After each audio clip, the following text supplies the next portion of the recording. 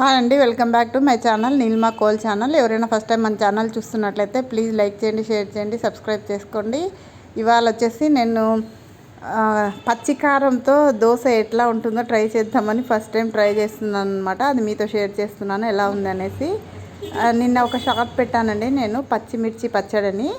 ఆ పచ్చడితో దోశ వేద్దామని స్టార్ట్ చేశాను అనమాట. ఇది వచ్చేసి మా అమ్మాయికి ఎర్రకారం దోశ వేస్తున్నాను.